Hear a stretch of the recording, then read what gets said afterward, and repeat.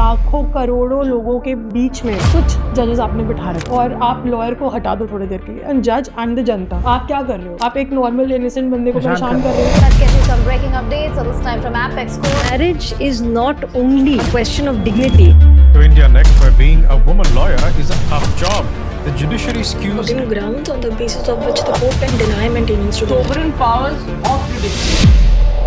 To the first generation lawyers, just survive, do not surrender. Eventually, you will make it work. Because there is no direction to the first generation lawyers. We don't have any guide, and you get stuck in between. Now it is very difficult for the first generation lawyer to go through it. As on July 1, there are 69,766 cases pending in the Supreme Court. So judges are very psycho. Only come into this profession if you are passionate about litigation. Average of 40 to 50% rape cases filed in India are made. वो दिल्ली के हिसाब से नहीं बनेगा, वो इस हिसाब से नहीं बनेगा कि आप कितने एजुकेटेड हो। उसके खुद के अपने सगे चाचा ने उसके साथ रेप किया।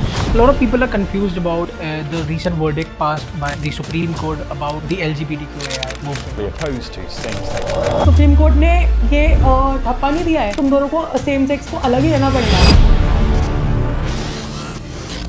There's a lot of lobbying that goes around, and there's a lot of nepotism that you talk about, or other lawyers that I talk about when it comes to this career. And one of the things that you mentioned on your Instagram when I was scrolling through was, to the first generation lawyers, just survive, do not surrender. Eventually, you will make it one day. So my question is, how hard is it to make it big when it comes to this career when you don't have any safety net or somebody to back you? Yes. So it's a very good question. I always wanted to answer this question, and I want always say this also. I've said this multiple times. That yes, it is very difficult for the first generation lawyers to survive in this profession, for the reason being that the first generation lawyers have no idea about this particular field. They don't have any guidance at all. They don't have any sort of support, any sort of resources, and on the other hand, if we see the lawyers who have a background, who have proper guidance, who know that what to do, they have proper guidance. I mean, if they also stuck somewhere, there is always somebody behind them to hold them back, to hold them that no, this is the right direction. What do you mean by that? For example, in any case also, I mean, because see, the law is a kind of a profession where you're always learning.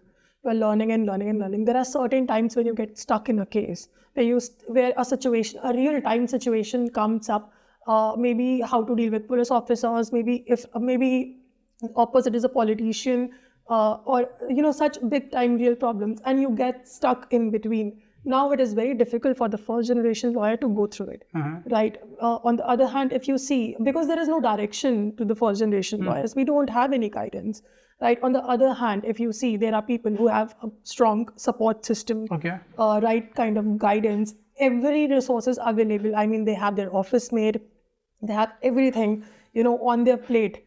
So even though they have to survive, they have to struggle. I'm not saying that they are not struggling or, they are not good at what they are doing. I'm not saying that. But the only thing I'm saying is that it is easy for them to, climb the stairs.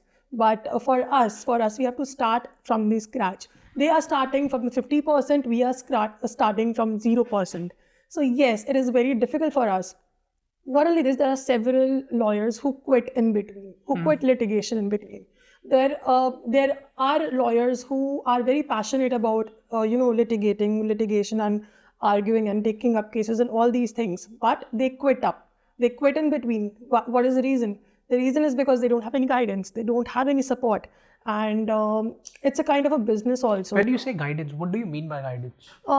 By guidance, I mean, and this is personally, even I have faced this problem at one point of time in my initial stages, that guidance is very important, okay? Because the law, what you read is okay. The bookish knowledge that you have is okay, but you have to implement that also. Practicality is different. Yeah. Exactly. I mean, the law colleges, what you read is okay. That is the bookish knowledge.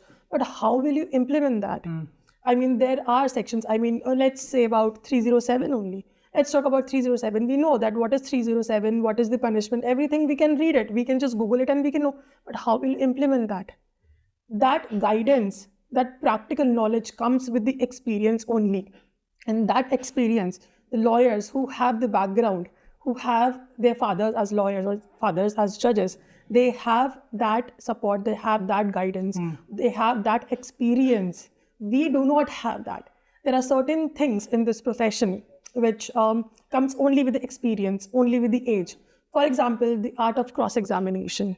This is very important. You know, this particular skill, the art of cross-examination, you have to confront the witness right next to you. You have to confront it that yes, you have done it, or yes, you didn't do it. You have to confront him. So when I talk about guidance and when I talk about experience, when I talk about directions, this is what I'm talking about. So they have this. We do not have this.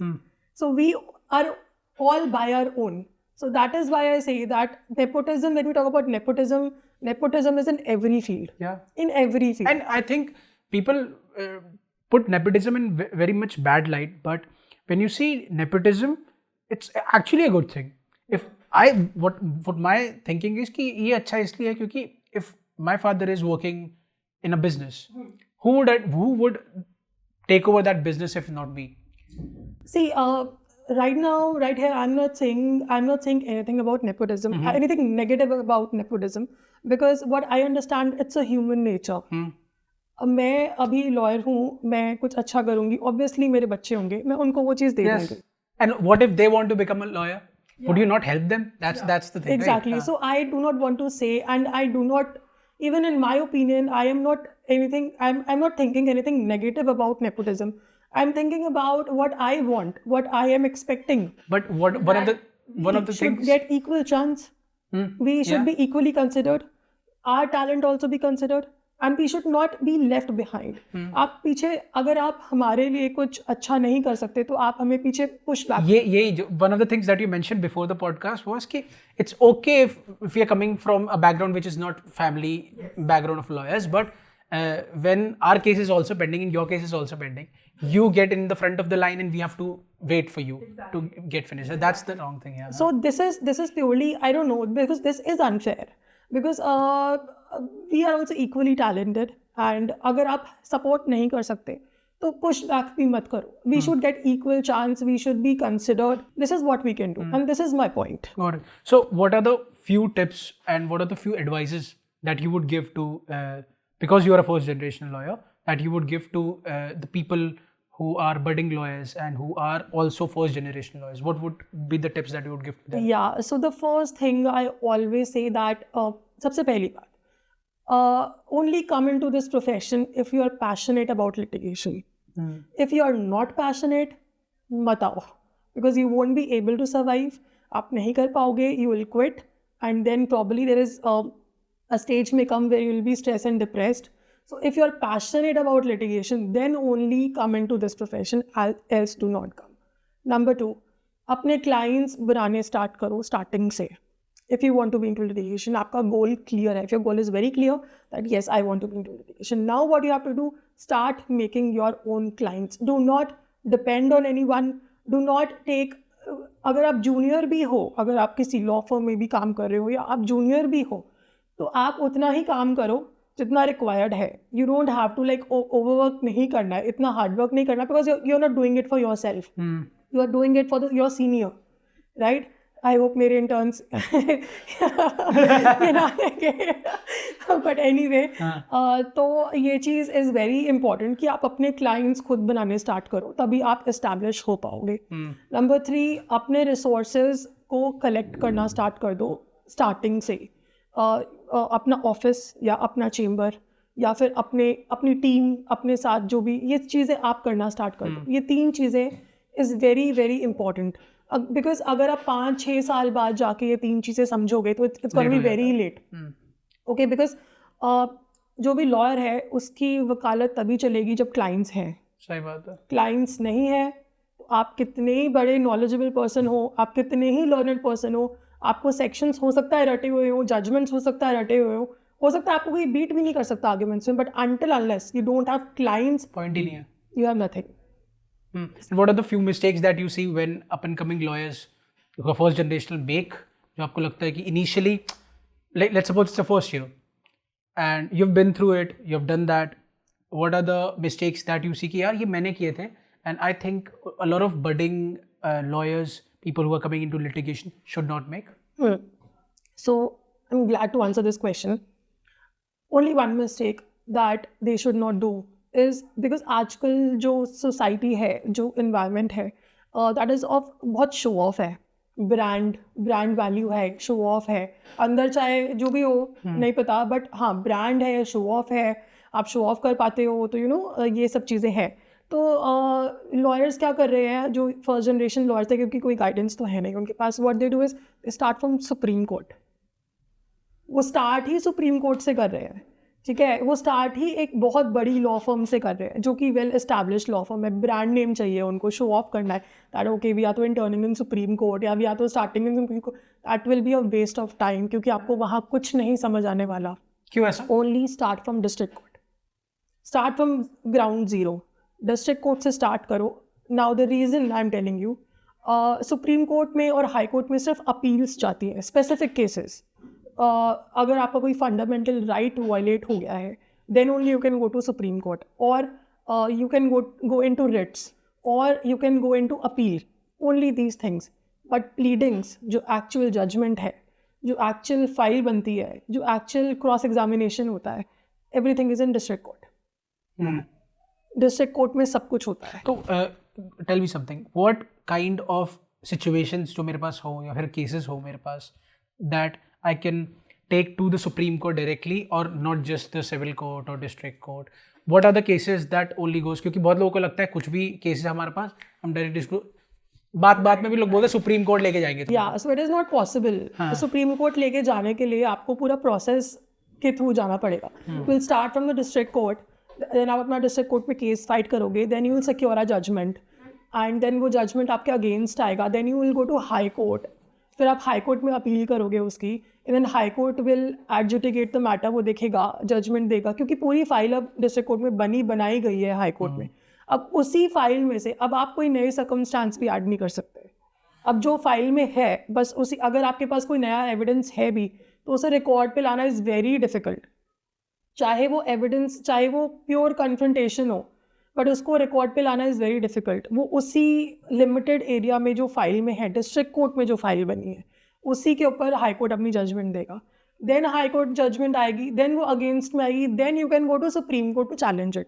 कि भाई अन supreme court में सिर्फ constitutional validity पे challenge किया जा सकता है कि दिस इज़ इलीगल और लीगल. अब फैक्ट्स पे यू कैन नॉट आर्ग्यू. जो फैक्ट्स बने हैं वो डिस्ट्रिक्ट कोर्ट में बनेंगे, बिकॉज ना तो हाई कोर्ट में क्रॉस एग्जामिनेशन होता है, ना सुप्रीम कोर्ट में क्रॉस एग्जामिनेशन होता है. वो सब डिस्ट्रिक्ट कोर्ट में होता है, विच इज़ कॉल्ड प्लीडिंग्स. मतलब प्लीडिंग्स है, देयर आर सेवरल स्टेजेस. सबसे पहले प्लीडिंग्स कंप्लीट होगी, उसके बाद एविडेंस का स्टेज आएगा, एविडेंस में क्रॉस एग्जामिनेशन होगा, उसके बाद आपकी आर्ग्यूमेंट्स होंगी, एंड देन जजमेंट आएगी. सो जो फैक्ट्स पे जो आर्ग्यूमेंट, जो फैक्ट्स बनने हैं वो डिस्ट्रिक्ट कोर्ट में बनते हैं. तो अगर आप कुछ सीख सकते हो तो वो डिस्ट्रिक्ट कोर्ट से सीख सकते हो. High court and supreme court में आपको सिर्फ आर्ग्यूमेंट करना है. आपके पास सब कुछ पढ़ा हुआ है सामने, यू जस्ट हैव टू आप उसको पढ़ो, हाँ, जस्ट उसको गो थ्रू करो, उसमें से कॉन्ट्रडिक्शंस निकालो, उसमें से अपना लॉ एप्लीकेबिलिटी देखो कि लॉ क्या कहता है, एंड देन वो लॉ के ऊपर बात होती है, राइट. तो दैट इज़ वो हाई कोर्ट सुप्रीम कोर्ट का काम है. तो that is what happens in high court and supreme Court.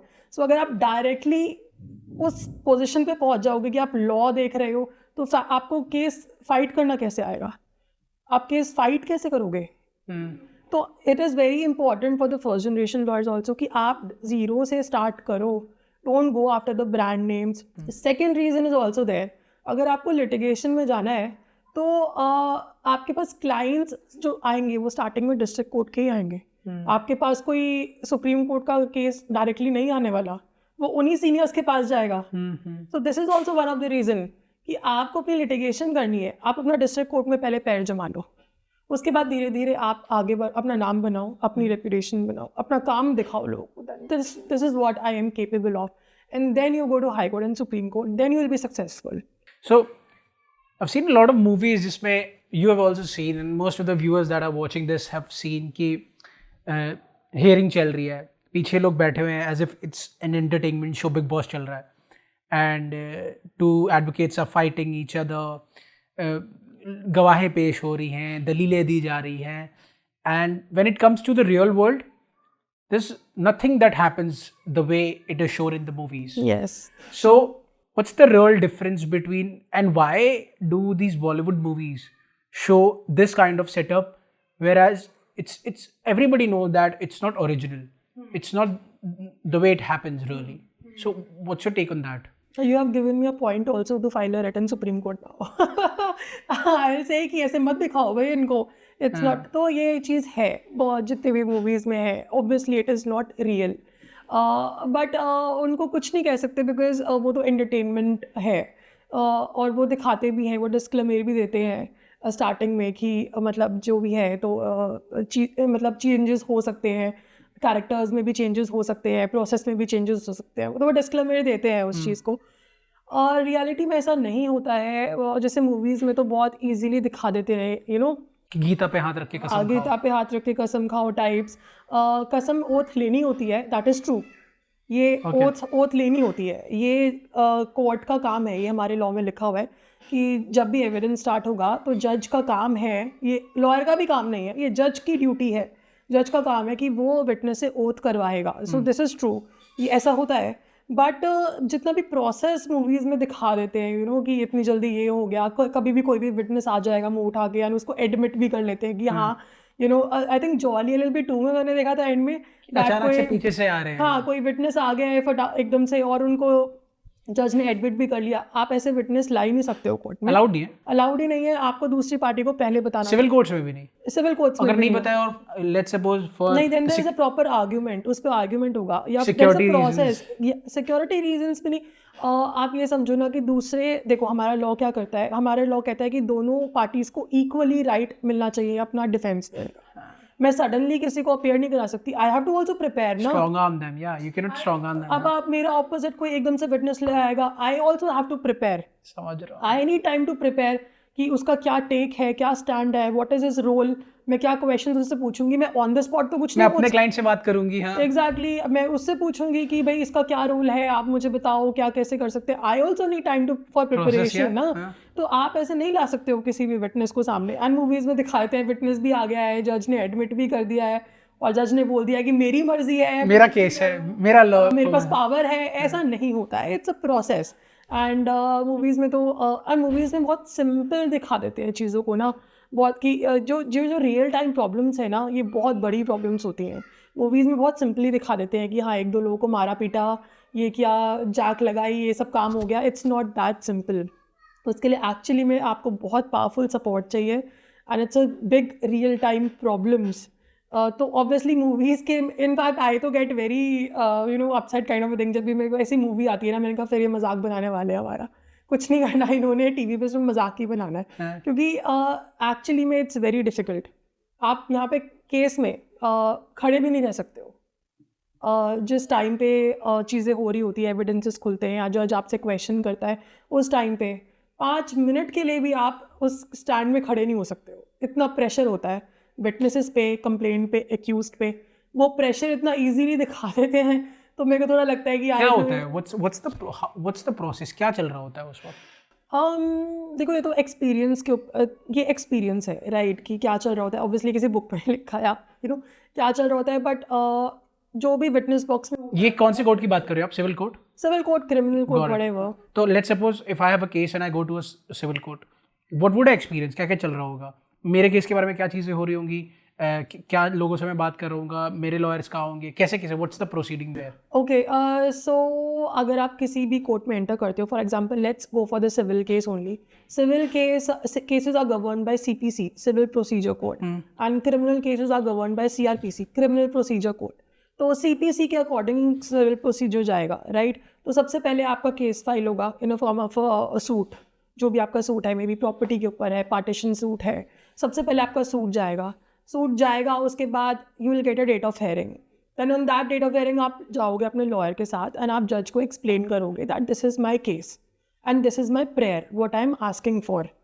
Then जज विल हेयर दैट. जज को लगता है दैट हाँ इनका केस है, तो जज क्या करते हैं, वो नोटिस इशू कर देते हैं. Notice is summons, right. तो नोटिस इशू कर देते हैं on the first date of hearing. Then वो नोटिस जाएगा दूसरी पार्टी के पास. वो कोर्ट का काम है, कोर्ट भेजेगा. दूसरी पार्टी को जाएगा लेटर, पूरा समन दैट आप इस डेट पे अपीयर हो जाओ कोर्ट में. अब दूसरी पार्टी नेक्स्ट डेट पे अपीयर होगी. अपीयर होती है, अपीयर नहीं होती उसका अलग प्रोसेस है, अपीयर हो जाती है उसका अलग प्रोसेस है. तो वो अपीयर होगी, फिर वो अपना रिप्लाई फाइल करेगी दैट ये जो सूट है मैं इसका रिप्लाई फाइल करूँगी दैट क्यों ये झूठ बोल रहे हैं, मैं आप जो भी मेरा डिफेंस है I give in that particular reply, मैं रिप्लाई फाइल कर दूँगी। उसके बाद फिर जितने भी फिर उसके बाद आएगा एविडेंस का स्टेज, एविडेंस क्या है।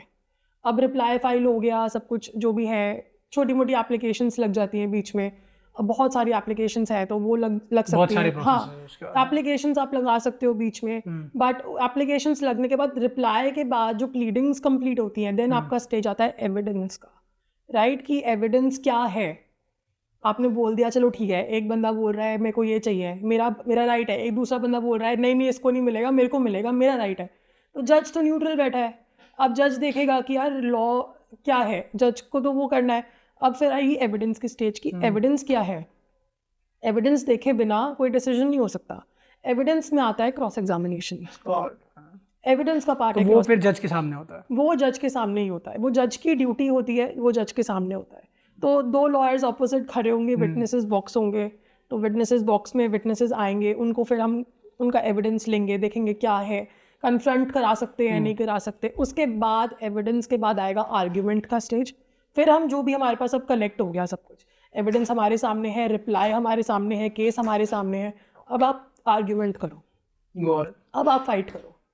तो पहले एक लॉयर आर्ग्यू करेगा, उसकी पूरी बात सुनी जाएगी, फिर दूसरा लॉयर उस ऐसे बीच में नहीं काट सकते, बीच में वो थोड़ा ऐसा होता है, बीच में काट देते हैं प्रैक्टिकली तो, but it is not ethical. वो एथिकल नहीं है कि बीच में आप काटो या कुछ भी है। आई ऑब्जेक्ट, हाँ, या ऐसे ऑब्जेक्ट वगैरह कुछ नहीं होता है। Nobody says in the court that I object बीच में खड़े होके that objection your lord my lords objection, ऐसा कुछ नहीं होता है।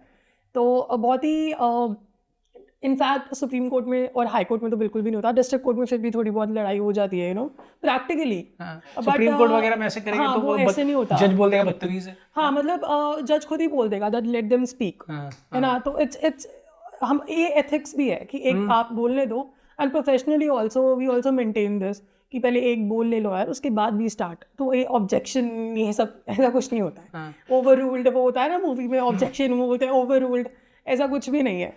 तो एक लॉयर को पहले पूरा सुनते हैं, उसके बाद फिर सेकंड ऑपोजिट लॉयर को सुनते हैं, फिर रिबटल होते हैं, जो भी पॉइंटर्स हैं वो लिख के कि उसके बाद rebuttal, and then it is upon जज, then he gives a judgment. So this is the process and it's a lengthy process.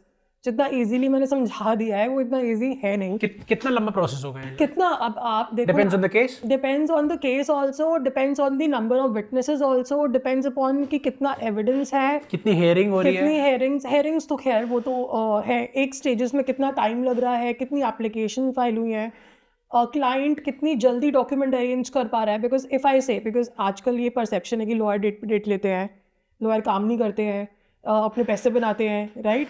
तो इसमें बहुत सारी चीज़ें आती हैं, इसमें सिर्फ लॉयर्स की नहीं, कभी कभी क्लाइंट्स की भी गलती होती है। अगर मैंने क्लाइंट को बोला है कि मुझे ये एक पर्टिकुलर, फॉर एग्जांपल मान लो एक विल की फोटोकॉपी है, आई से कि मुझे ओरिजिनल देनी है, विल की ओरिजिनल देनी है कोर्ट में, आप ओरिजिनल अरेंज करो। अब वो क्लाइंट अगर 1 साल बाद ओरिजिनल लेके आएगा तो मैं तो 1 साल डेट ही लूंगी, ऑब्वियस ही बात है। तो डेट पे डेट पड़ रही है, ऐसा हो रहा है, अरे यार मतलब कम ऑन। तो ये चीज़ें जो है ना, ये सिर्फ it's not only the lawyer who is at the mistake all the time, it's also the clients, also the even the जजेस ऑल्सो आर समटाइम्स, कुछ जजेस ऐसे हैं, कुछ जजेस आर वेरी साइको, ठीक है, वेरी अच्छा, this is another aspect and I have to come to this, it's very important. जितने भी नए MM अपॉइंट होते हैं, first class metropolitan magistrate, which is the first class of magistrate.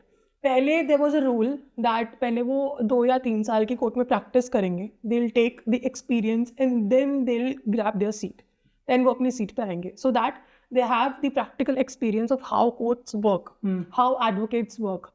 क्योंकि बार और बेंच को हमेशा साथ में चलना पड़ेगा। अगर बेंच बार के अगेंस्ट है या बार बेंच के अगेंस्ट है तो ये जो जस्टिस का हमारा सिस्टम है वो हिल जाएगा, वो नहीं चलेगा, राइट। तो अब जितने भी ये MMs, पहले देयर वाज अ रूलिंग, अब वो ख़त्म हो गया है, अब सीधा एग्ज़ाम देते हैं जजेस और सीधा MM पे आ जाते हैं, सीधा जज बन जाते हैं। फर्स्ट क्लास मजिस्ट्रेट की बात कर रही हूँ मैं। तो उनको कुछ नहीं पता कि कैसे वर्क काम होता है, उनको 5-6 साल लग जाते हैं समझने में। चलो 5-6 साल में भी ज़्यादा बोल रही होंगी, हो सकता है थोड़ा कम हो, बट उनको टाइम लग जाता है समझने में कि प्रोसेस कैसे होता है। They do not cooperate with the bar, cooperate ही नहीं करते हैं वो हम लोगों के साथ, और जानबूझ के दे हैरेस कि अब इट्स वेरी अब जैसे जैसे रिसेंटली कुछ एग्जांपल्स हाँ मैं वो आ रही थी रिसेंटली मेरे केस में हुआ one of my client, this client is from Gujarat and the case is going in Rohini court. Okay, now I have मेरे को certain documents मंगाने थे signatures के साथ with attested photocopy everything, मतलब नोटरी वगैरह के साथ मुझे कोर्ट में सबमिट करना था. Now client cannot come to Delhi flights की वजह से, वो आ नहीं पाया, और it was not very important date also कि वो बहुत इंपॉर्टेंट कोई डेट है. अब मैंने कोर्ट में सिर्फ इतना मेरे को बोलना था दैट मैम आप मुझे कोई भी शॉर्ट डेट दे दो, विद इन 7 days की दे दो बेशक, क्योंकि वो जो क्लाइंट है वो फेस्टिवल्स की वजह से फ्लाइट्स बहुत एक्सपेंसिव हैं, वो सिर्फ इसी चीज़ के लिए नहीं आ पा रहा है दिल्ली. वो जज सुनने को तैयार नहीं है, and that client is appearing on VC also. वो जज सुनने को तैयार नहीं है. It's a very real time problem. अब किसी and he is not a criminal also, it was a matrimonial case. ऐसा कुछ नहीं कि वो मर्डर करके बैठा है या किसी का रेप करके बैठा है. It was a normal matrimonial case. उसमें उस बंदे को आपने इतना हैरेस किया, लॉयर्स को भी हैरेसमेंट हुआ, मिक्स डेट ही नहीं देने को तैयार, क्योंकि उनको पता ही नहीं है वर्किंग कैसे है. वो अपनी ईगो में कि नहीं आई एम अ जज, मैंने एक बार बोल दिया हो गया, मैंने एक बार बोला है, ये अपनी ईगो में. तो ये जो चीज़ें हैं ना, this is very problematic in district courts. Session जजेस आर गुड, हाई कोर्ट जजेस आर गुड, सुप्रीम कोर्ट जजेस are obviously very very good. But ये जो रूलिंग है ना कि जो नए जजेस आके बैठे हुए हैं, दे हैरेस लॉयर्स सो मच, उनका कोर्ट स्टाफ भी. मैंने ओरिजिनल अप्लाई करने के लिए आज 3 महीने हो गए हैं. मैंने 3 महीने पहले वो ओरिजिनल कॉपी अप्लाई किया था कोर्ट से. वो स्टाफ आज तक वो मेरे पास कॉपी आई नहीं है. और आज ही की बात है, ये कि आज भी वो बोल रहे हैं कि मुझे 1 हफ्ते का टाइम चाहिए. So I was like are you guys serious? And फिर क्लाइंट बोलता है मैम आप करा नहीं रहे हो, 3 महीने हो गए हैं. डूड मेरी गलती नहीं है, ये लॉयर की गलती नहीं है, ये सिस्टम ऐसा है, आपको समझना पड़ेगा. This is the reason why everybody blame lawyer only, कि नहीं लॉयर की गलती है, लॉयर ये नहीं कर रहा, वो नहीं कर रहा. Clients also have to understand that हमारा सिस्टम ऐसा है. It's not the lawyer only. हाँ, पैसे से काम होगा, दे दो 2-3 हज़ार रुपये दे दो स्टाफ को, फटाक से फिर देखो 1 हफ्ते के अंदर फाइल भी आपके सामने होगी, ओरिजिनल भी आपके सामने होंगे. अब लॉयर कहाँ से पैसे लाएगा? लॉयर क्लाइंट से लेगा. फिर आप कहते हो लिटिगेशन एक्सपेंसिव है. एवरीथिंग इज इंटरकनेक्टेड ना, so lawyer is answerable to all. सबको लॉयर को ही सबको जवाब देना. Is this the thing that only happens in India, कि बाहर भी ऐसा ही सीन है? बाहर बहुत ज़्यादा बेटर है. बाहर जैसे मैं जर्मनी भी गई हूँ, बेल्जियम भी गई हूँ, टेक्सास भी गई हूँ, न्यूयॉर्क पे भी मैंने केसेस आर्बिट्रेशन मैटर्स किए हैं. वहाँ सिस्टम ऐसा नहीं है. Much much much much better, much professional. अगर आपको 30 days में बोला है तो they will give a reason to you अगर डिले हो गया तो. बिकॉज वहाँ पे डिले वहाँ पे भी होते हैं, ऐसा नहीं है कि वहाँ डिले नहीं होते, डिले है वहाँ पे भी, but they will give you a specific reason in return because of this, because they are answerable ना. यहाँ पे तो nobody is answerable to anyone, answerable to the जज. ये जज की ड्यूटी है, बिकॉज ये जज का स्टाफ है. I was reading the statistics where, as per data retrieved from Integrated Case Management System (ICMIS) by the Supreme Court of India, as on July 1, there are 69,766 cases pending in Supreme Court. And on the contrary, there was a study and there was a statistics which is the Supreme Court breaks it for its annual summer vacation, which is typically for 7 weeks starting at the end of the May. The court reopens in July, and the Supreme Court also takes week-long breaks for Dussehra and Diwali, and 2-week breaks at the end of the December. Okay. So which is approx 80 to 90 days of vacations for judges that are sitting and hearing. So my question is ki if 69,766 cases, 70,000 cases are pending, why are judges being given so many holidays? So see, yes, I think this is a question that judges holidays जो declare करते हैं, हमारी बार bench अपना जो भी holidays declare करती हैं वो अपने हिसाब से करते हैं. हाँ, आई अग्री टू दैट कि ये हॉलीडेज़ कम होनी चाहिए. डिस्ट्रिक्ट कोर्ट में तो कम है. फॉर एग्जाम्पल अभी Supreme Court and High Court are closed till 20th, they will remain closed and the district courts are open.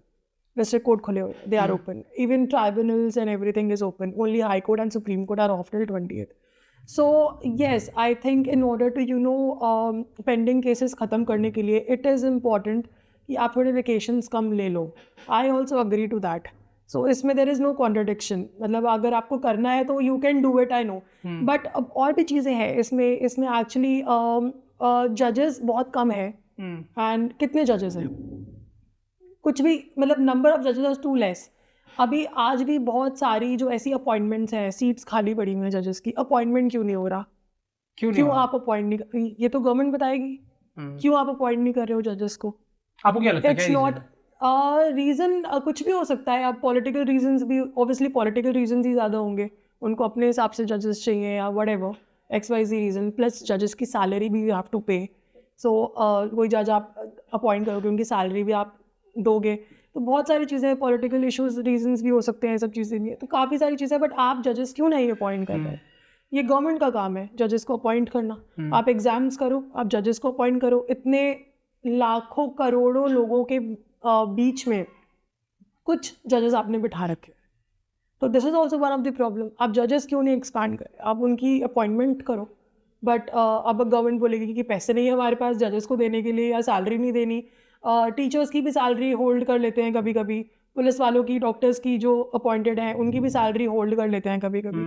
सो आप अगर ऐसी चीज़ है, because you can not put a blame on one part only कि भाई judiciary, वो जो जजेस हैं सुप्रीम कोर्ट में भी बैठे हैं, they are very learned people, and उनकी एज देखो आप जाके, and at that age they are working non stop, and कितनी फाइल्स वो पढ़ रहे हैं। मतलब एक फाइल अगर आप देखोगे, I can assure any person कि वो एक दिन में 10 फाइलें अगर मुझे पढ़ के कंप्लीट जजमेंट दे दे, मैं पैरों में पड़ जाऊंगी उसके, हाथ जोड़ के।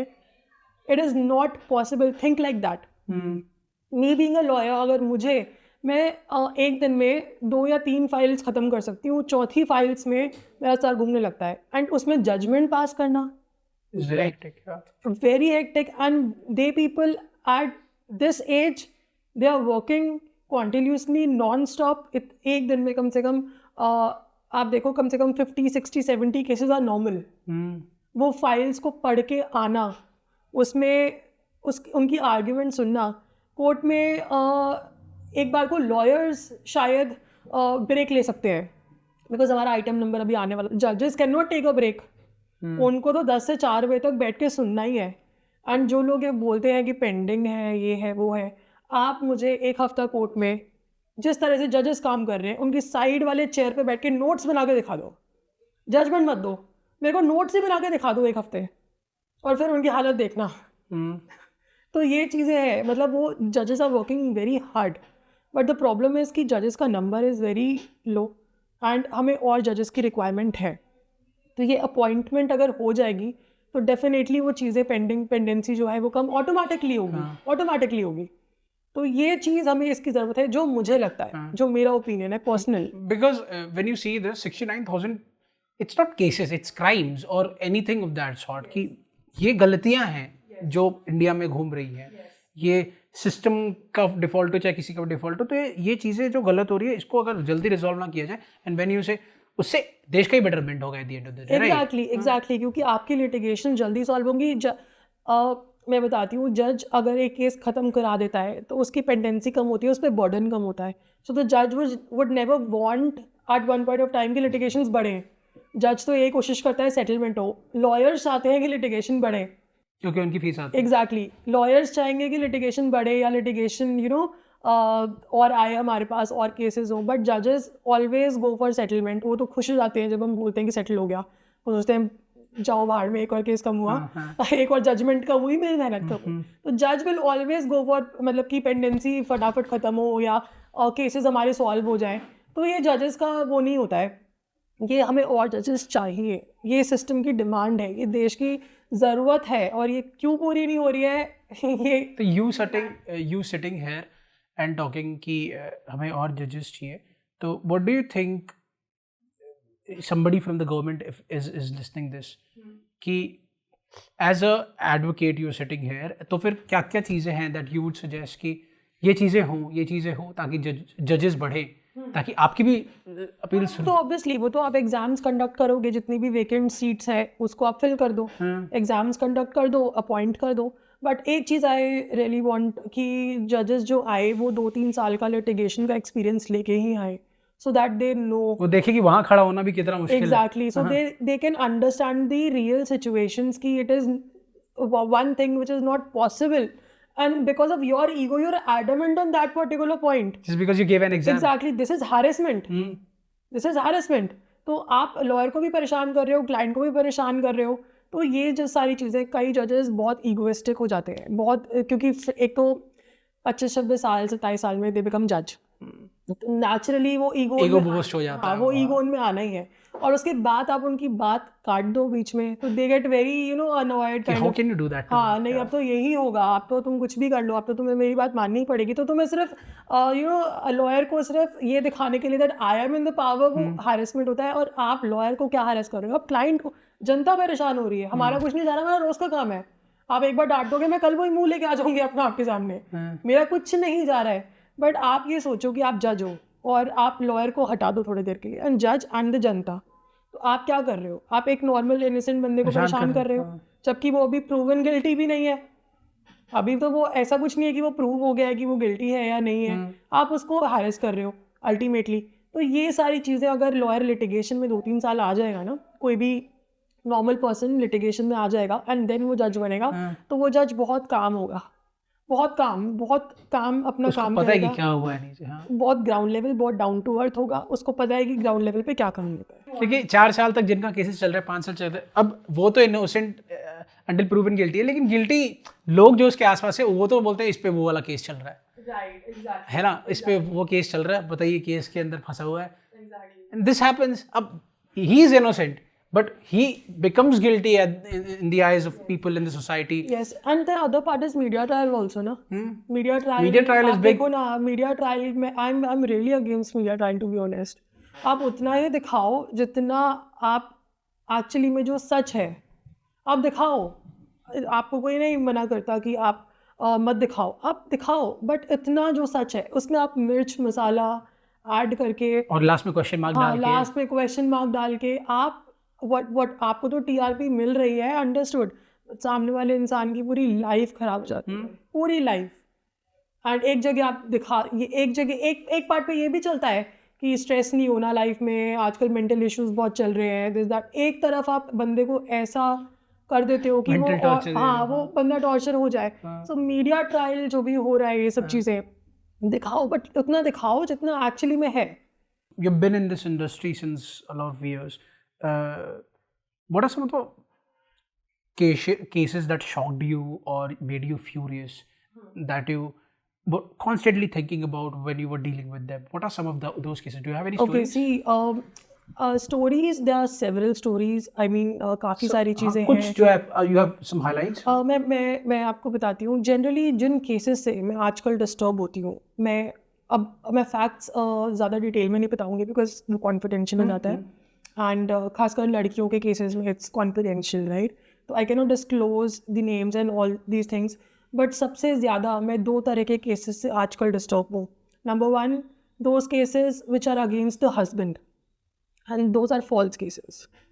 मतलब जितनी भी मैट्रिमोनियल डिस्प्यूट्स हैं, जितनी भी वाइफ्स हैं, वो हस्बैंड पे केस फाइल करती हैं, हस्बैंड के साथ उसके पेरेंट्स पे भी करेंगी, उसके ब्रदर पे भी करेंगी. सारे डोमेस्टिक वायलेंस का केस होता है, 498A होता है. Everything is fraud. I am pretty sure मेरे पास जितने भी केसेस आए हैं, मतलब उसमें से 100 में से I think 65% cases of fraud. ठीक है, वो ऑब्वियसली क्यों करती हैं? Why are they doing this? देखो, हमारा लॉ ऐसा ही है, बहुत मिसयूज हो रहा है इस चीज़ का. एवरीबडी नोज दैट कि हस्बैंड के पास ज़्यादा राइट्स नहीं है, सारे राइट्स. एजेंडा क्या होता है इसका? What's their agenda? The agenda depends on person to person. Some wives want to take revenge. Okay, उनका रिवेंज का माइंडसेट हो जाता है कि इसने मेरी ज़िंदगी ख़राब की है तो अब मैं भी करूँगी. तो फॉल्स कैसे है फिर? अगर ज़िंदगी ख़राब की है तो फॉल्स कैसे है फिर? एलिगेशंस आर फॉल्स ना. वो आपके माइंड में लाइफ ख़राब की है, बट आप ऐसे एलिगेशंस नहीं लगा सकते. For example, one of my cases, उसमें जो वाइफ है, I am for the husband side, and जो वाइफ है उसने अपने ब्रदर इन लॉ पे एलिगेशंस लगाया दैट इसने मेरे साथ फोर्सफुल सेक्स किया. Is it possible? उसने एलिगेशन लगाए, मेरे पास पिटिशन भी पड़ी है, उसने एलिगेशंस लगाए कि मेरे फादर इन लॉ ने मेरे से छेड़छाड़ करने की कोशिश की, मेरे प्राइवेट पार्ट्स को टच किया and all. Is it possible? These are all false allegations. But how do we prove this? Proof तो होता ही नहीं है, बट मीनवाइल जो हैरेसमेंट होती है एक हस्बैंड को, वो तो होगी ना उसको. अल्टीमेटली प्रूफ वो चलो ठीक है, कोई एविडेंस नहीं है, अल्टीमेटली केस डिसमिस हो जाएगा, बट केस डिसमिस होगा 4 साल बाद, 5 साल बाद, जब जजमेंट आएगी सारा प्रोसेस हो जाएगा. वो 4-5 साल जो उस हस्बैंड को बीतेगी, वो जो उसको हैरेसमेंट होगी, पेरेंट्स को, सीनियर सिटीजन्स होते हैं कई लोग, उनको आना पड़ता है, जजेस सुनते नहीं है, बोलते हैं हम बोल के थक गए कि यार 60+ एज है, इतनी उनको प्रॉब्लम्स है मेडिकल, वो हर डेट पे कोर्ट में आएंगे, एग्जाम्शन नहीं देते हैं, नहीं बुलाओ, एक्यूज्ड है तो बुलाओ, है ना, तो वो उनको आना पड़ता है. तो आप सोचो कि किस तरह का मेंटल प्रेशर हस्बैंड के और उसकी फैमिली भी बनता है. मेरे एक रिसेंट केस में हस्बैंड के एक फादर को हार्ट अटैक भी आ गया मेडिएशन में. Who is responsible? कौन रिस्पॉन्सिबल है इस चीज़ का? जबकि उन्होंने, अब मैं कह रही हूँ आपके साथ आपके साथ हुआ होगा, मे बी आप एडजस्ट नहीं कर पा रहे. ये हो सकता है कि 2 लोग हैं, दोनों अलग अलग टेम्परामेंट के हैं, एटीट्यूड डिफरेंसेस हैं, एक्सेप्टेड, बट एलिगेशंस इस तरह के which are false, absolutely false allegations. देखो लॉयर्स को पता चल जाता है, जजेस को भी चल जाता है, तो हमें पता है फॉल्स एलिगेशंस हैं. तो इस तरह के फॉल्स एलिगेशंस, और husband do not have any right, he can not do anything, he can only come to the court and defend himself and wait for the judgement.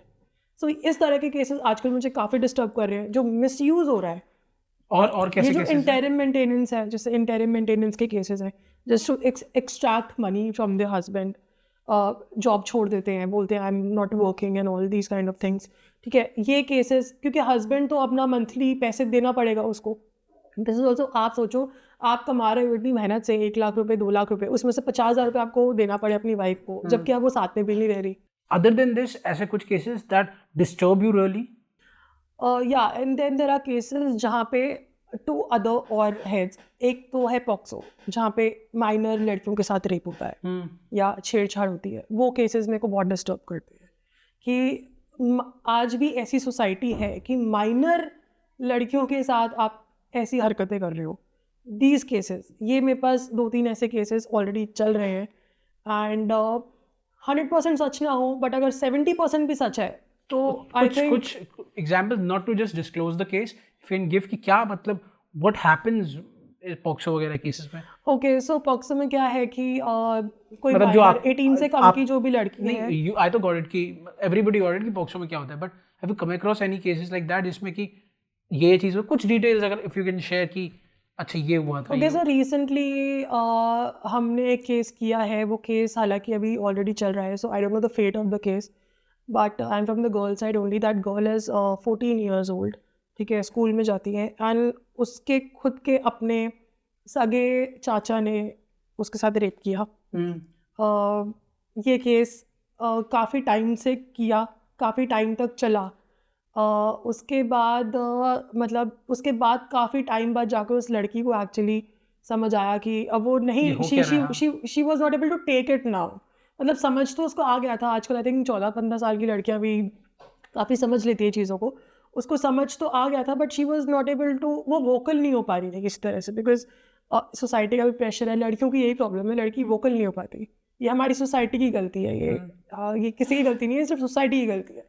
तो वो वोकल नहीं हो पाई, और फिर a point came where she was not able to take it. मतलब वो mentally इतना ज़्यादा, जब वो मेरे सामने आई थी तो कौन लेके आया था? उसके parents. Then I still remember that scene कि मेरे पूरे गूज़बम्स हो गए थे कि आई वाज लाइक कि लड़ूंगी तो 100% ये case, there is no doubt in that. But I was really shocked and disturbed. मतलब मेरे को मैं सोचती रही उसी बारे में कॉन्स्टेंटली कि ऐसा भी हो रहा है हमारी सोसाइटी में. एंड देन जब उसको पता चला, उसने किसी तरह बताया, उसके बाद उसके पेरेंट्स बहुत obviously under, they were also stress में थे. फिर उन्होंने भी hats off to the parents कि उन्होंने ये लिटिगेशन स्टार्ट किया. बड़ी बात है, क्योंकि कई लोग क्या करते हैं, घर चेंज कर लेंगे, सोसाइटी चेंज कर लेंगे, बच्चे को रिहाब में डाल देंगे, काउंसलिंग करा लेंगे, उनको लगता है सब हो गया. बट जस्टिस, जब तक उस लड़की को जस्टिस मिलेगा नहीं ना, मुझे नहीं लगता she will able to heal इतनी ईजीली. तो hats off the parents also. And जब बात कर रहे हैं तो I also want to give a message, अगर ऐसा है तो प्लीज़ बी वोकल रहो, फाइट करो इस चीज़ के लिए जो मैं चाहती हूँ. हर कोई मतलब दबो मत, प्रेशर में मत आओ. तो हाँ चलो, तो पेरेंट्स ऑल्सो वो लेके आए उसको, and then we started a case. हमने FIR से स्टार्ट किया, वी डिड एन FIR. वो FIR अभी भी है, in existence, and the case is still going on. Let's see the fate of the case, but I'm pretty sure. And that just to add, that person is in jail right now. So अभी तक वो jail में है, and उसकी अभी तक 2 बार bell reject हो चुकी है, and I don't think उसकी बेल होने भी वाली है अभी very time soon. तो now I think जब उसको ये लगेगा तो she'll be able to heal more quickly. मैं बोलती हूँ more quickly heal कर पाएगी, and कोर्ट ने उसको रिहाब के लिए भी बोला है, काउंसलिंग के लिए भी बोला है, तो उसकी काउंसलिंग भी अंडर प्रोसेस है. तो I'm pretty sure 2-3 साल में she'll be able to heal herself and move on. So when it comes to girl, I should say trust nobody. किसी पे भी आपको भरोसा करना नहीं है. And that's why I think जो सेक्शुअल एजुकेशन है वो होना इज़ वेरी वेरी इंपॉर्टेंट. बच्चों को बताओ what is good touch, what is bad touch. I think ये बताना उनको बहुत ज़रूरी है. पेरेंट्स अगर आप शाय रहोगे, इनफैक्ट आई वॉन्ट कि लड़कों को भी बताओ ये चीज़, लड़कों को भी बताओ कि क्योंकि लड़के आजकल के बच्चे भी बहुत मैच्योर हैं, वो कर देते हैं चीज़ें बट उनको पता नहीं कि वो कर क्या रहे हैं. जब पता चलेगा तब तो बहुत चीज़ें आगे निकल जाएगी. वो मज़े में या अपना कूल बनने के लिए या कुछ भी उनके दिमाग में कोई चीज़, तो लड़कों को भी समझाओ और लड़कियों को भी समझाओ about good touch, bad touch, about all these things, जिससे कि ये केसेस कम हो. बट सोसाइटी करे तो आई थिंक अवेयरनेस, इसके लिए मेरे को लगता है अवेयरनेस की बहुत ज़्यादा ज़रूरत है. And I was very glad अभी रिसेंट ओ माई गॉड 2 मूवी आई थी, उसमें सब चीज़ें बताई गई. आई एम वेरी ग्लैड कि एटलीस्ट क्योंकि मूवीज़ ऐसा मीडियम है जिससे आप तरीके से दिखाया उस मूवी को, या बहुत मैक्सिमम लोगों को आप ये चीज़ें बता सकते हो. तो मूवीज़ बना सकते हो, कुछ भी डॉक्यूमेंट्रीज के through. But I think school should also integrate this in a very good point. उस मूवी में बहुत अच्छा point they raised up that schools को भी ये चीज़, जो जैसे कोएड स्कूल्स हैं या नहीं भी हैं या जो भी हैं, आप सिखाओ बच्चों को, because it's a need of an our. ये ज़रूरत है. I was reading the stat which was an average of 40 to 50% rape cases filed in India are fake. So why is this happening? इतने सारे अगर rape cases file हो रहे हैं तो isn't it कि you have great power but you're not living up to the responsibility that you have? Right. देखो इसके now again इसके again there are 2 aspects. Number 1 is again I'll divide it in 2 parts. One is metropolitan cities, one are remote areas.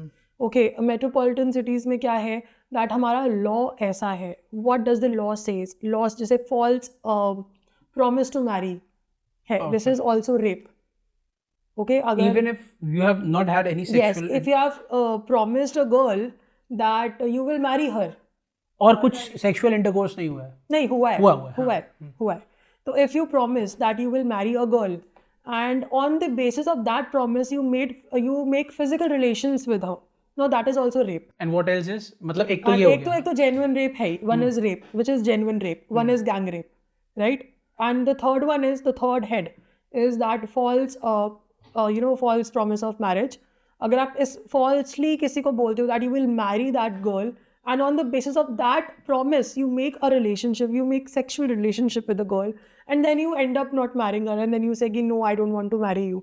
That also amounts to rape. ये हमारा law है. I was watching Satya Prem की कथा, and have you seen that movie? No, I have not seen that. People appreciated it, and some part of it people didn't like, and there was a lot of debate that was going on Twitter.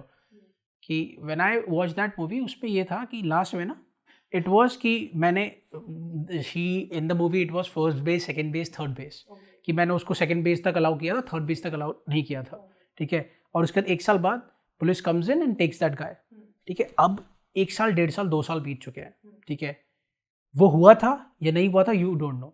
आपने second base तक okay किया था, third base तक okay किया था, ये भी nobody knows.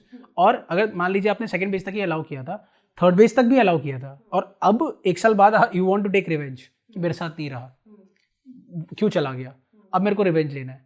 तो भी because in rape cases it's not कि innocent until proven guilty, it's guilty until proven innocent. Yeah, I mean, yes, you can say that. तो फिर इसमें क्या, वही I wanted to ask you, how does that work? यहाँ पे क्या scenario है और why is it happening? Why laws not changing? This is again, it's a movie. ठीक है, मूवी में तो anything can happen. ठीक है, जनरली तो जैसे आपने अभी एग्जांपल दिया, हाँ, जनरली रेप केसेस में क्या है कि आपको इमीडिएट FIR इज इम्पोर्टेंट, तभी 0 FIR का कंसेप्ट आया है. अच्छा, इमीडिएट FIR इज इम्पोर्टेंट. अगर आप 10 दिन 15 दिन भी डिले कर देते हो ना, तो FIR कटती नहीं है. मैं एक सिनेरियो दूं आपको. जैसे 1 साल हम लोग साथ में हैं, ठीक है, वी हैव हैड शादी की प्रोमिसेस, हैड सेक्स, सब कुछ है, चल रहा है वो सब। 1 साल 1.5 साल बाद हमने म्यूचुअली ब्रेकअप किया है, ठीक है, and breakup That only you and I know. yes, that only you and I know. But because of something and you are furious on me, let's suppose I cheated on you, कुछ भी है and I'm okay कि now I will marry you, that's the case. और उसके बाद girl is furious या फिर कोई और रीजन, नॉट जस्ट चीटिंग, कोई और भी रीज़न है, एंड गर्ल इज लाइक कि नहीं अब तो मैं तुझे दिखाऊंगी, अब तो मैं केस करूंगी, और इसमें yes we parted a ways mutually. अब फिर 2 साल बाद when you going into litigations, you are doing case, तो how is this correct? So this is very weak case. Okay, अच्छा। ये जो आप बता रहे हो ना, एक होता है बहुत तो strong स्ट्रॉन्ग case केस क्या है? Strong case ये है that okay, I'll give you an example of one of the case. So one of the cases that one of my client, she's a girl. I'm from the girl side, right?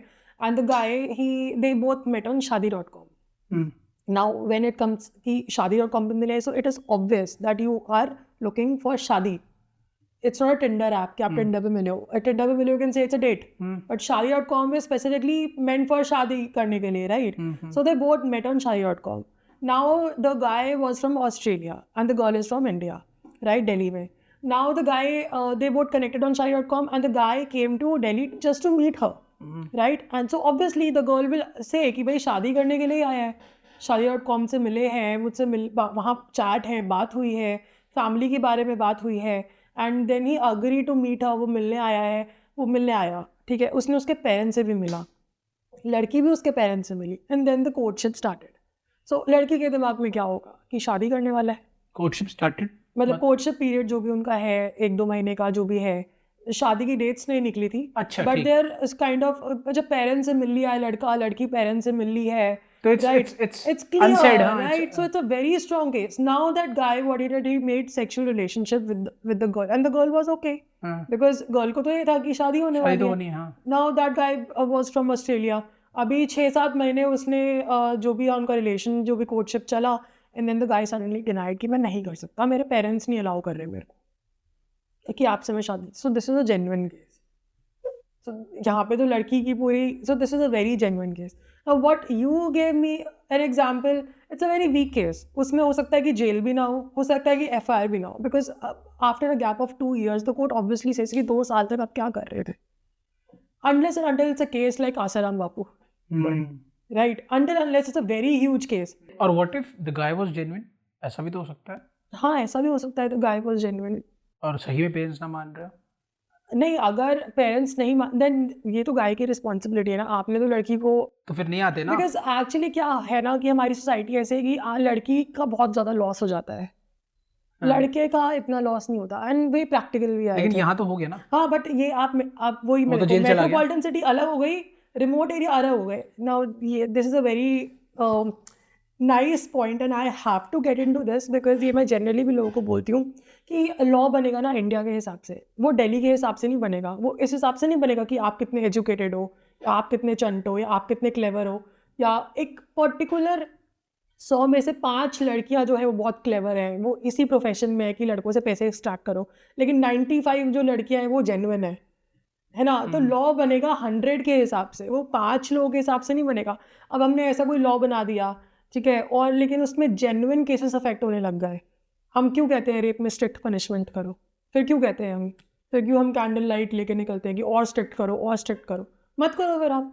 तो false accusations में mail के क्या rights होते हैं? जितने भी mails हैं, अगर फॉल्स रेप का केस आए तो मेल के पास कोई राइट नहीं है, वो कुछ नहीं कर सकता।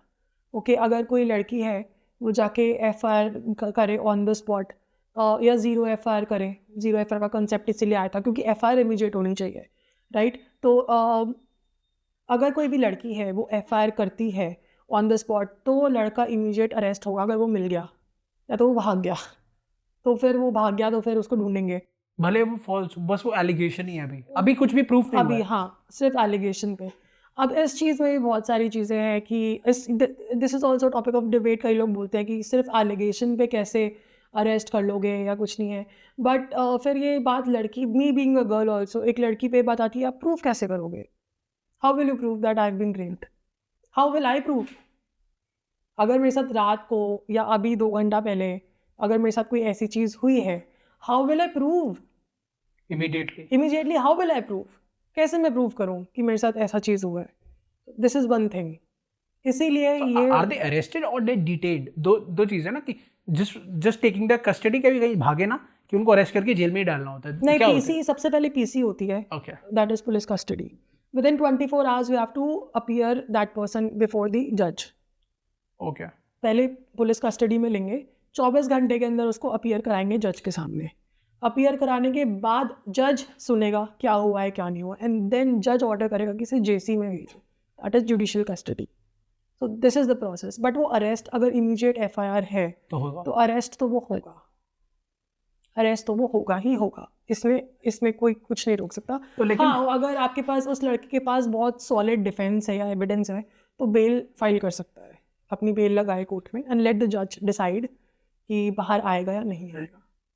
सो ये चीज़ें हैं. मतलब काफ़ी सारे, अब जैसे अब बच्ची भी है, बच्ची के एलिगेशन पे या उनके पेरेंट्स के वो एलिगेशन कैसे पे प्रूव करेंगे? कैसे प्रूव करेगी वो और बच्ची? वो 4 महीने पहले किया होगा. मान लीजिए 4 महीने पहले ही चाचा ने किया हो तो. या कॉन्टिन्यूस चल रहा है. एक बार जब एक होता है कि आपकी वर्जिनिटी ब्रेक हुई हो, जब पता चल जाता है, वो एक सर्टेन केसेस हो सकता है बहुत टाइम से हो रहा हो. कैसे प्रूव करोगे आप? दिस इज वाई कि एलिगेशन अगर लड़की लगा रही है, अगर कोई लड़की ये सिर्फ जेन्युइन केसेस को प्रोटेक्ट करने के लिए लॉ बनाया गया था, जेन्युइन केसेस को. बट लेकिन वो इसका तो मिसयूज हो रहा है. Metropolitan city. हाँ, जो मिसयूज. सारे लोग हैं जिनका प्रोफेशन है. अब ऐसा है कई लड़कियां हैं जो जिनका प्रोफेशन ही यही है, ठीक है, तो वो हर तरह के लोग हैं. बट ये जो लॉ बनाया गया था, ये जेन्युइन लोगों को प्रोटेक्ट करने के लिए बनाया था कि जेन्युइनली अगर ऐसा हो रहा है तो ये नहीं होना चाहिए. इसलिए ये स्ट्रिक्ट लॉज बनाए गए थे. जो सोसाइटी बोलती भी है कि हमें रेप के केसेस में स्ट्रिक्ट से भी स्ट्रिक्ट लॉज चाहिए, तो ये उसलिए बनाया गया था. बट अब मिसयूज़ हो रहा है तो बैलेंस तो कहीं से करना पड़ेगा, कोई ना कोई सोल्यूशन निकालना पड़ेगा. तो अभी तक वही चल रहा है कि आप एलिगेशन अगर आप लगा रहे हो तो उसके बेसिस पे आप अरेस्ट कर लोगे. बिकॉज मैं तो नहीं प्रूव कर सकती. In fact me being a lawyer, मैं भी नहीं प्रूव. अगर मेरे साथ ऐसा कुछ हो गया, I also want be able to prove on the spot ना कि मेरे साथ ऐसा कुछ हुआ है. ट्रू. पहले मेडिकल करेंगे, ये करेंगे, 1000 चीजें करेंगे, उसमें तब 48 तक घंटे वो बंदा जाएंगे. यहाँ से कहीं और ही इंडिया मिलेगा से बाहर, और ना हाँ. उसका कुछ होना, और मैं तो यहीं बैठी की और बैठी अगर रह वो जाऊंगी. मतलब भाग जाता है वो इंडिया से बाहर, तो आपके पास कोई ऑप्शन नहीं है. कोई ऑप्शन नहीं है उसको वापस बुलाने के लिए. फिर तो अननोन FIR हो जाती है. मतलब फिर बस इतना कर सकते हैं कि वो PO डिक्लेयर हो गया. मतलब he won't be able to come back to India. Is public offender, मतलब भगोड़ा डिक्लेयर हो गया. 82 की प्रोसीडिंग्स होती है, वो 82 CRPC की प्रोसीडिंग्स होती हैं कि वो भगोड़ा डिक्लेयर हो गया है अभी, एब्सकॉन्डर. ठीक है, अब वो इंडिया कभी भी आएगा तो वो अरेस्ट हो जाएगा ऑन द स्पॉट. जब भी जैसे ही पुलिस उसे देखेगी कि ये वो बंदा है, he will be arrested on the spot. What are your interactions with them? See मेरे तो जनरली केस से रिलेटेड ही होते हैं. लेकिन आप जब as girl to girl, when it comes to just female to female, what are those? वैसे generally I don't go into that zone, because अगर मैं इमोशनल हो गई तो फिर मेरा सारा काम खराब हो जाएगा. So I never go into that zone. But obviously I am a human. At the end of the day I can easily see the pain that she is facing. उसकी कोई गलती नहीं, कोई कुछ नहीं, and then she has to suffer this much. Why? Just because of few seconds of fun of the guy, you know. So it's very depressing for us also to handle and see, witness such cases. So इसीलिए मैं इन चीज़ों पे ना काफ़ी कई लोग, मेरी generally family में भी ज़्यादा बहस हो जाती है कि कि ये मिसयूज़ हो रहा है लॉ का. बैलेंस करो उसको. दैट आई अग्री, उसको बैलेंस करो, बट कम्प्लीटली आप उसको डिनाई नहीं कर सकते बिकॉज ये चीज़ें हो रही हैं. एंड आप एक्चुअली में you won't be able to prove. अगर मैं भी हूँ, कोई और भी लड़की है, आई कैन अंडरस्टैंड, वो प्रूव कर ही नहीं पाएगी उस चीज़ को. तो मिसयूज़ अगर जहाँ हो रहा है, या तो ऐसा कर दो कि जिस केस में लड़का बरी हो गया है केस से, उसमें लड़की कंपनसेशन देगी. राइट? ऐसा elaborate this कि और अच्छा टॉपिक है. हाँ, फॉर एग्जाम्पल अगर 376 का केस है and we come to know that it's a false case, right, and we are able to know that ये एक फॉल्स केस है और ये फॉल्स एलिगेशन लगा है और लड़के को क्लीन चिट मिल गई है कोर्ट से. Now the guy should have the right to sue the girl, है ना? This should be done. या वैसे है, the guy can go for defamation, but this मानहानि का केस डाल सकता है तो लड़का. इंडिया में तो फिर भी नहीं होता. अभी जॉनी डेप वाला जो केस हुआ था, हाँ, उसमें तो शी हैड टू पे $8 million. हाँ, अभी I don't know she has paid और not, I don't know, but she had to pay, right. But इसमें वो तो चलो मैट्रिमोनियल केस है. मैट्रिमोनियल में तो चलो फिर बट रेप केस में भी होना चाहिए. हाँ, बट रेप केस में अभी भी the guy can go for defamation suit file कर सकता है लड़की against, but defamation is not sufficient. मतलब कोई ऐसा एक्ट या कोई ऐसा रूल आ जाए, वहीं पे होना चाहिए on the spot. Clean chit मिले, you have to pay. हाँ, if there's a clean chit and if it's a misuse of, तो इससे क्या होगा कि लड़कियां ना एलिगेशन लगाने से पहले 100 बार सोचेंगी कि मेरे को 10 करोड़ रुपए ना देने पड़े। हाँ, कि मेरे को कहीं अगर जो लड़की जेन्युइन है ना, उसी में हिम्मत आएगी इतनी इस केस को फॉरवर्ड लेके जाने में। सही बात। जो ये लड़कियां जो प्रोफेशन बना के बैठे हैं कि मुझे तो हमें तो लड़के से पैसे एक्सट्रैक्ट करने हैं, वो लोग फंस जाएंगे। तो इस तरह की अमेंडमेंट, इस तरह से बैलेंस करना is important. It's a very good solution. या इट्स आई नो इससे बैलेंस हो जाएगा थोड़ा सा, बट वही है अभी लेट्स सी ऐसा होता है नहीं होता, let's see. So that this is what I personally feel कि अगर ऐसा हो जाए ना तो काफ़ी ऐसी इसमें भी चीज़ें लेकिन थोड़े balance हो nuances जाएंगी। हैं जो कि we can discuss। बहुत सारी चीज़ें, लेट्स सपोज कि अगर मैं नहीं प्रूव कर पाया और सही में ही हुआ हो, तो भी तो क्लीन चिट, हाँ थोड़ा बहुत उसमें ना बहुत।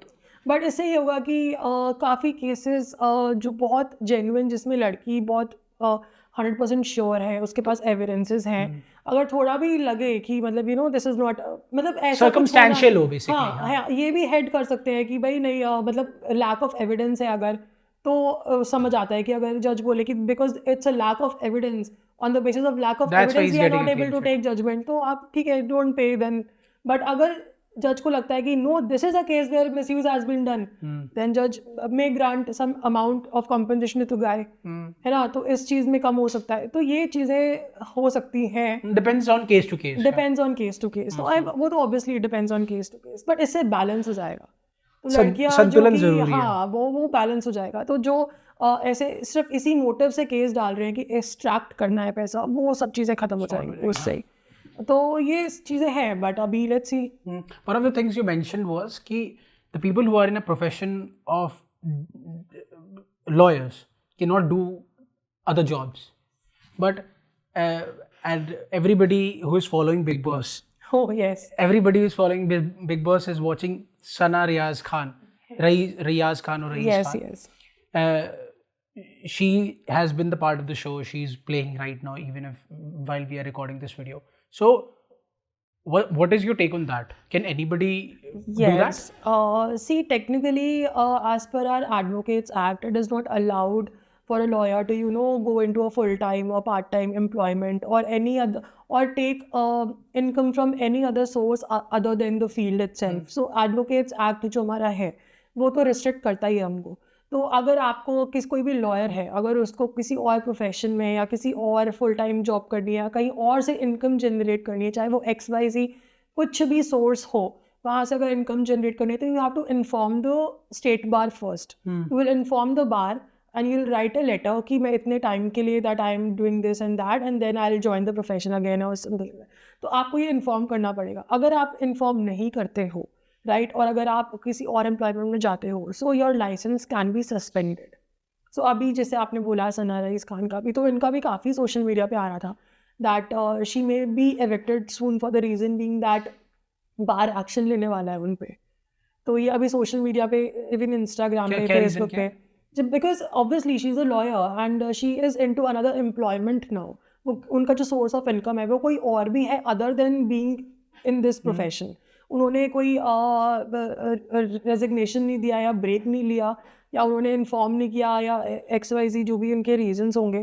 तो इसलिए बिकॉज अगर वो इस तरह का काम करेंगे तो इट्स मतलब एक गलत इंप्रेशन जा रहा है। देन तो any lawyer can get into it. फिर हम भी अपनी अलग अलग सोर्सेज से इनकम जनरेट करने में लग जाएंगे, राइट। तो ये जब एडवोकेट एक्ट में ये साफ साफ दिया हुआ है कि आप कोई और इनकम जनरेट नहीं कर सकते किसी और सोर्स से, या किसी एम्प्लॉयमेंट में नहीं जा सकते, full time, part time, contractual, government, private job नहीं जा सकते हो आप।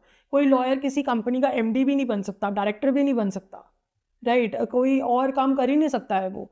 तो जब आप ये चीज़ें कर रहे हो तो obviously it's not a good ethics, ये अच्छे एथिक्स नहीं है। And I am very sure that I think अगर वो लीगली नहीं गई है अंदर through a proper process, so I think action should be taken. I think so. And why do you think Sana Raiz Khan was the one who was chosen to go into Big Boss and not all the other lawyers? See, I don't know because I don't know the process, how they recruit or how they take people in. मुझे इसका process नहीं पता है। तो but Sana rice Khan जो है उन्होंने वो काफ़ी थोड़े गैंगस्टर्स के केसेस she was dealing, जो मुझे पता है, मेरी information may be little bit distorted, but काफ़ी गैंगस्टर्स के केसेस वो ले रही थी और कुछ इश्यूज में शी वाज आल्सो वो गलती से फंस गई होंगी या जो भी है, तो ऐसे सीन्स थे उनके साथ, तो मे बी वो मुंबई में काफ़ी फेमस होंगी। तो इस वजह से शायद उनको अप्रोच किया, बिकॉज बिग बॉस में तो आपको कॉन्ट्रोवर्शियल लोग ही चाहिए, है ना, वहाँ पे तो कॉन्ट्रोवर्सीज ही चाहिए, तो जो लोग कॉन्ट्रोवर्सीज नहीं बना पाएंगे उनका वहाँ पे कोई काम भी नहीं है। तो आई थिंक बिकॉज वो कॉन्ट्रोवर्सीज बना पाएंगी शायद, आई थिंक इसलिए she was chosen. But and अगर कोई और भी चूज होता है तो आई थिंक वो प्रॉपर प्रोसेस से जाए। आई मीन वरना तो और भी लॉयर्स हैं, सभी लोग बैठे हैं इनकम बनाने के लिए, हम लोग भी कर सकते हैं कोई दूसरा काम या कोई दूसरा वो। A lot of people are confused about the recent verdict passed by the court, the Supreme Court, about the LGBTQAI movement. So, can you help the viewers understand what the verdict was? Just highlights of it. Again, because of the media, it has been given a wrong highlight, right? ये एक गलत impression दिया है media ने कि supreme Court ने मना कर दिया, आप नहीं साथ रह सकते हो, आप it's all I want to tell you the truth, right? So पहले तो आप ये समझो दैट 5 जजेस थे वहाँ पे, it was a 5 bench court, ठीक है, 5 जजेस थे। पेटिशन ये आया कि स्पेशल मैरिज एक्ट में, जैसे काफ़ी लोग 377 भी ला रहे हैं इसके बीच में, पेटिशन क्या था नोबडी नोज। पेटिशन ये था कि स्पेशल मैरिज एक्ट में they want a place in special Marriage act that they can get married, right? This was the petition.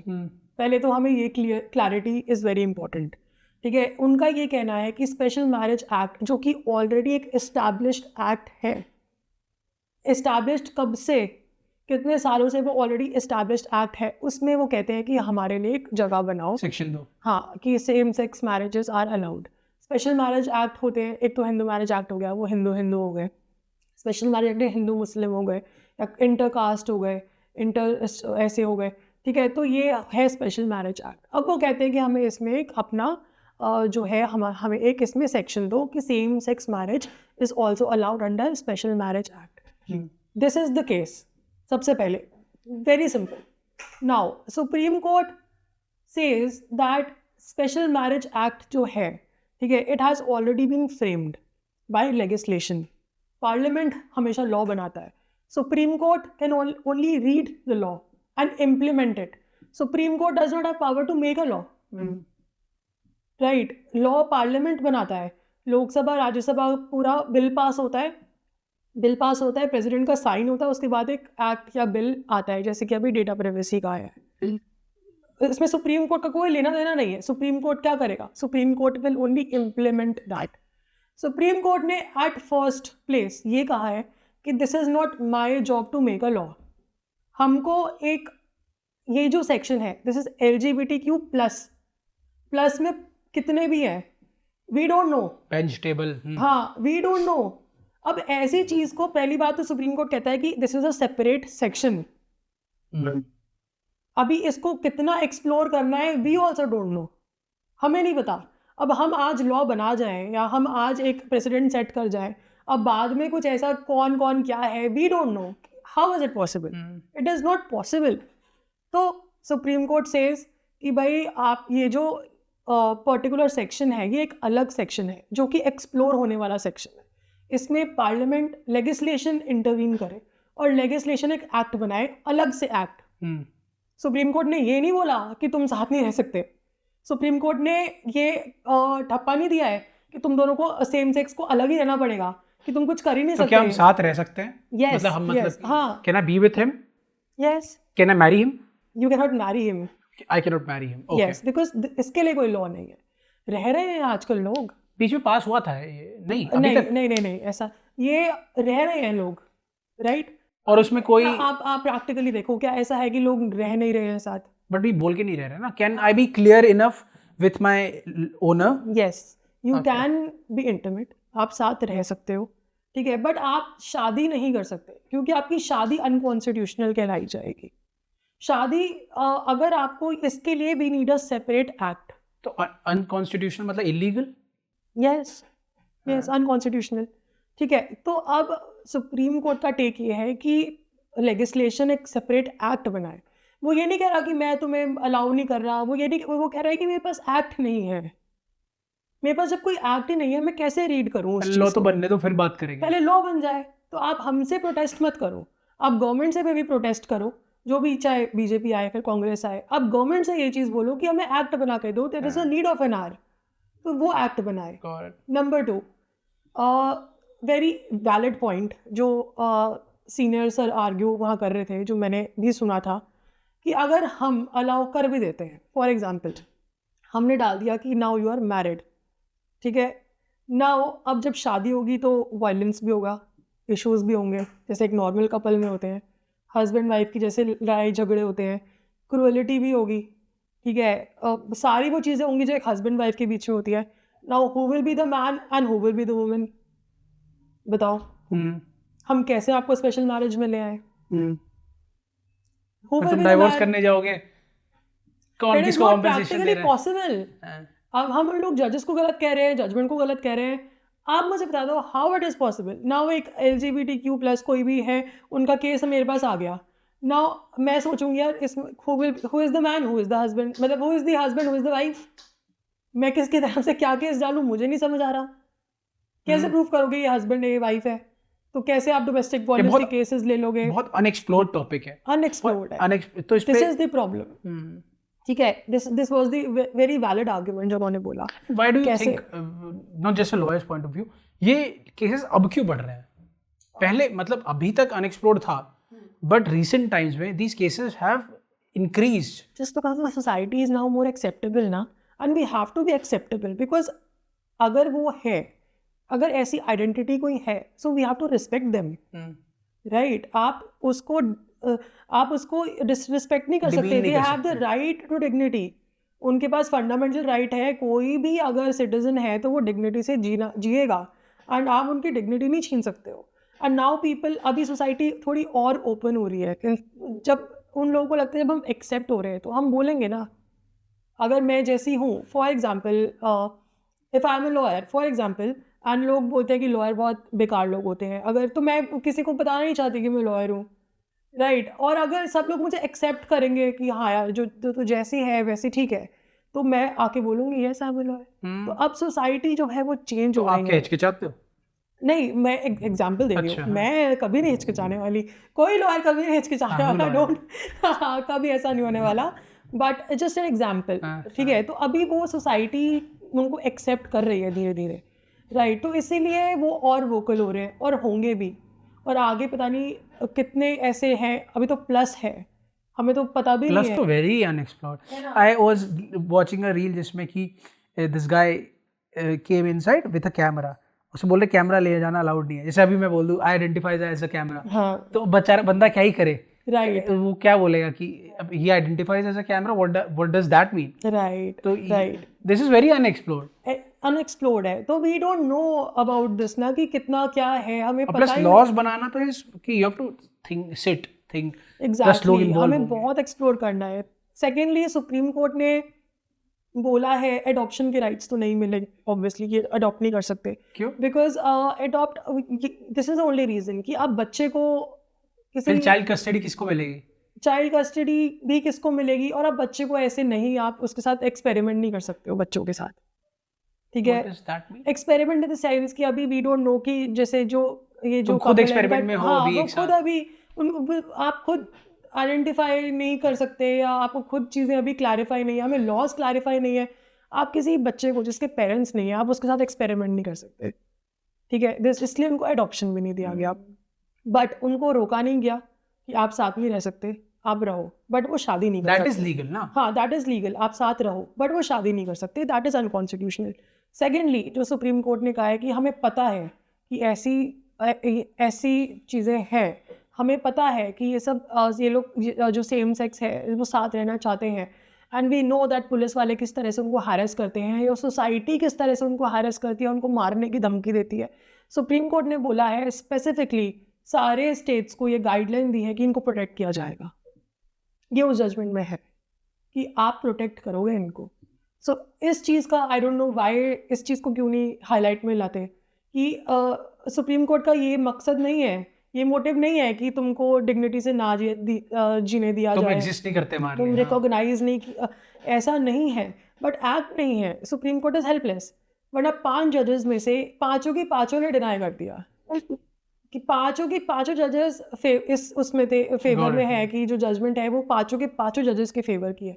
Majority minority भी नहीं है, 100% मेजॉरिटी है, right. And we also understand जो judgement pass हुई है वो सही पास हुई है, बिकॉज आपकी लड़ाई सुप्रीम कोर्ट से है, सुप्रीम कोर्ट के पास एक्ट ही नहीं है। तो अभी इसमें जो अपोजिट साइड से आ रहा है इंटरेक्शन और जो भी दलीलें आ रही हैं वो क्या है अभी?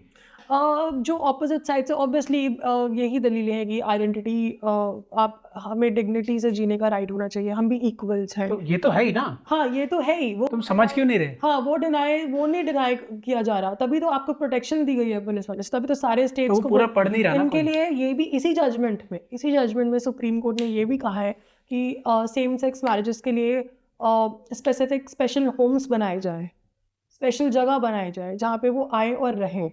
उसमें भी इनको डिबेट होगा ना कि हम क्या अलग हैं किसी से? Exactly. जो हमारे लिए तुम अलग घर बनाओगे, हम क्या गरीब लोग हैं? उनको आप थोड़ा समझो इस चीज़ को कि आपके लिए जो बेस्ट पॉसिबल है, आपकी लड़ाई होनी चाहिए गवर्नमेंट से कि हमें आप गलत डायरेक्शन में जा रहे हो, आप सुप्रीम कोर्ट से फाइट कर रहे हो, सुप्रीम कोर्ट के पास एक्ट ही नहीं है। फॉर एग्जाम्पल आई एम अ जज, मेरे को बोला जाए कोई नया XYZ लॉ है, इसको अब मेरे पास एक्ट ही नहीं है, मैं कैसे रीड करूँ उसको? How can I read? I can not.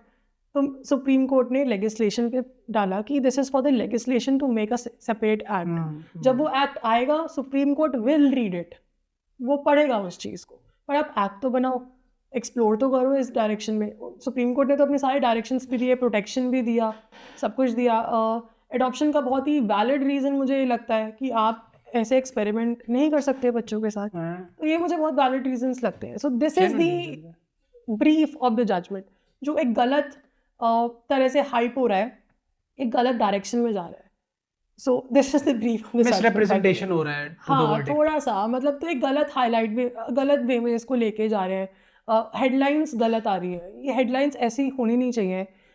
जो है वही हेडलाइंस होनी चाहिए कि सेम सेक्स मैरिज को स्पेशल मैरिज एक्ट में नहीं अलाउ कर सकते, एक सेपरेट एक्ट चाहिए इसके लिए, ये हेडलाइंस होनी चाहिए। वो उसको एग्जैक्टली वो उसको ज़्यादा हाइप करने के चक्कर में, नेगेटिव लाइट में दिखाने के चक्कर में, this is one I hate all these things. सच लिखो, उसको मिर्च मसाला डाल के मत लिखो, क्योंकि आप जजमेंट, जितने भी लोग डिबेट कर रहे हैं, मेरे को लगता है उन्होंने जजमेंट पढ़ी होगी, क्योंकि अगर उन्होंने पढ़ी होती ना तो नहीं करते, तो वो ऐसा नहीं करते। उनके वो बहुत ही बैलेंस जजमेंट दिया उन्होंने, और बहुत ही सही जजमेंट, नुआंसेस में जाके डिबेट करते ना।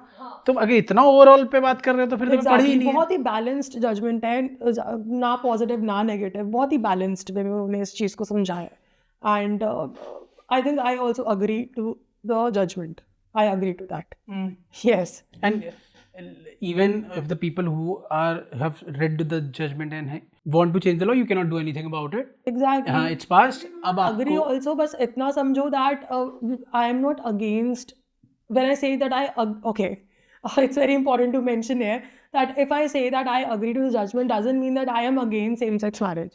I do support same-sex marriage, okay, but I agree to the point कि पार्लियामेंट को लॉ नया बनाना चाहिए। वो नया लॉ बनेगा, then Supreme Court can read it. तो I want कि एक नया लॉ बने, I very much support this कि एक नया लॉ बनना चाहिए, LGBTQ Act, LGBTQ+ Act, something like that. समझ गए। One last question which is कि अगर ये लॉज बनते हैं तो क्या अमेंडमेंट्स, क्या changes supreme court is liable, कि मतलब वो हम चीजें कर सकते हैं? राइट, अमेंडमेंट्स हो सकती हैं, then we'll start supreme court base दे दो हमें, we'll work on that. Exactly, आप लॉ बना दो। फॉर एग्जांपल, मैं बहुत सिंपल एग्जांपल, जैसे डेटा प्राइवेसी का भी लॉ नया आने वाला है, ठीक है। अभी वो डेटा प्राइवेसी, ये जितनी भी चीज़ें हैं वो आएगा, वो किसने बनाया है? वो पार्लियामेंट बना के देती है। Now supreme court can read it, उसमें we can set the precedent now कि ऐसा होगा, उसके इम्प्लीमेंटेशन में वी कैन टेक केयर, या supreme court can take care. But अब जब कुछ है ही नहीं, with no substance, कैसे with no substance, how is it possible? It is not possible. ऐसे तो फिर supreme court is the parliament only. Supreme court तो कभी भी कोई भी लॉ बना देगा, फिर वो पावर दे दो, है ना। कोई नया आया, हमने बना दिया कोई नया एक्ट, कर लो, क्या करोगे? So there is a process, it's a system जिसके हिसाब से आपको चलना ही पड़ेगा। तो एक नया एक्ट बने, उसके बाद प्रेसिडेंट सेट हो जाएंगे, ऑब्वियस ही बात है. So this is what it is. Got it. Thank you so much for doing this. Had a lot of insightful things that I was really curious to talk about a few things that we discussed. Thank you so much. Thank you. Did you like it? Yes, I loved it. I mean, आपने ऐसे questions raise किए हैं. I'm always vocal about these questions, and I really want कि maximum लोग तक ये चीज़ जाए. So really glad, and I had fun. And thank you so much for having me here. Thank you so much for coming. And thank you, guys. We'll see you in the next podcast.